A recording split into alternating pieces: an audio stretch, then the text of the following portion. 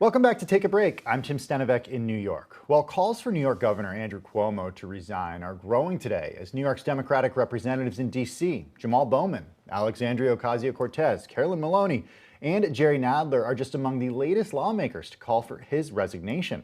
Joining us now to discuss is New York Assemblyman Ron Kim. Assemblyman Kim, thanks so much for being here. I want to start by just reading some of these new statements to you.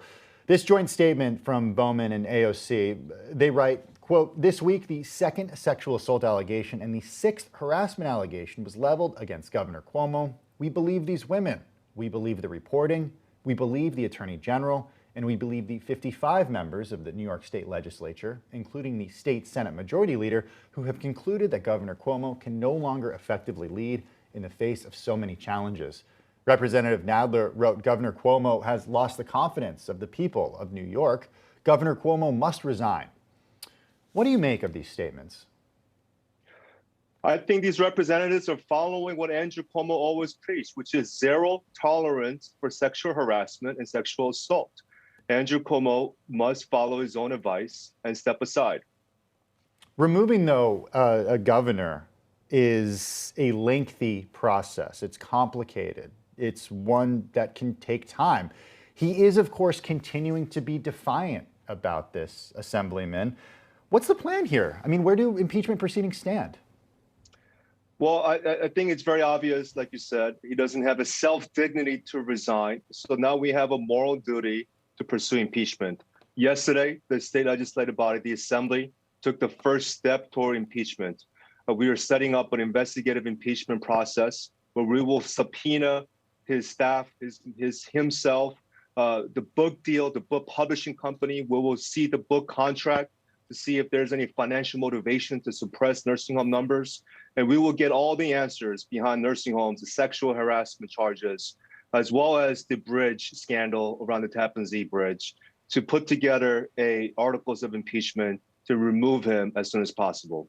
I'm wondering, Assemblyman, why the Assembly settled, though, on an investigation into impeachment proceedings rather than just coming out and impeaching him. Was this just a message to the governor that it would be easier for him to resign? Obviously, it's not something that he agrees with. Or are lawmakers just punting on their responsibilities to make a call?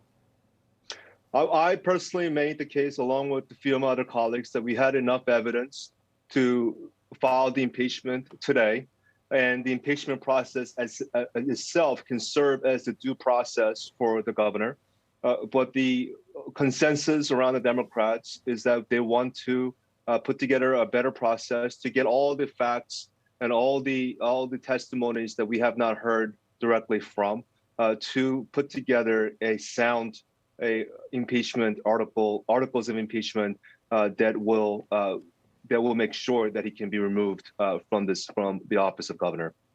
But given that Attorney General Letitia James has been assigned to the investigation, could it be that calls for his immediate resignation are disrespectful to her and to the process? Attorney General Tish James made it clear that one thing has nothing to do with another. She will pursue her investigation. And it's actually, for many of us believe, it's actually better when he's removed from office because he no longer can abuse his powers to protect himself. I think that's also the reason why the federal elected officials have called out the governor, because they no longer trust him with the federal stimulus dollars. How will he leverage the federal dollars? What will he do with the state budget to protect himself, not the governor? As you know, Tim, I didn't sign up to protect Cuomo. I signed up for this job to protect the people of New York, not the governor. I've been thinking a lot about President Trump's presidency throughout this, because during his presidency, there were a lot of calls for President Trump to resign. Those, though, almost exclusively coming from Democrats. This is different because it's coming from Governor Cuomo's own party. Have you seen any specific Republican colleagues who have demanded that Cuomo resign, though, who were silent when it came to Trump? I think there are members on both sides of the aisle in the state level that have tried to hold Trump accountable, but there are obviously members on the other side that have politicized this issue, and they came out recently for political reasons. I don't have patience for politics. I don't think anyone does. But there are people from all sides, whether Republicans, whether socialists, conservatives, libertarians, that have been consistent on the nursing home issue for the last 10 months. those people that I can work with to hold the governor accountable. But anyone who's using this moment to play politics, I don't have patience for. Syracuse representative, U.S. Representative John Katko, who represents Syracuse, says that the case against Cuomo is getting strong. Can you tell us what that means? Well, I think the cover up, the fraud around the nursing home data in itself is a serious charge. Now the sexual assault from the last staffer who have come out of an incident of groping of this woman. These are all very serious and credible allegations, and every day these charges are getting more serious for him, and that's why I think the legal scholars believe she should be held accountable. He must be held accountable as soon as possible. We're learning right now that the governor is planning to make an announcement at 1 p.m. today. We're recording this live at about 12:21, so that's happening in under 40 minutes. What do you want to hear from the governor? I would like to hear an apology and a resignation so we can get back to the people's business. Like we said before, we have the toughest budget in recent history in New York. He is a major distraction for us. He needs to step aside so we can do the people's work. Assemblyman, I want to talk a little bit about the $1.9 trillion COVID relief bill, because New York State, according to Senator Chuck Schumer, is expected to get more than $100 billion from that bill.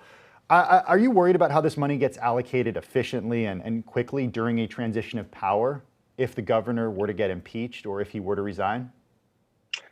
I think it'll be much more democratic without the governor. The governor has shown a pattern of abuse of power where he leverages everything through his office, centralizes everything, instead of building a collaborative, partnership-driven system with the county executives, with the mayors, and with the legislative body.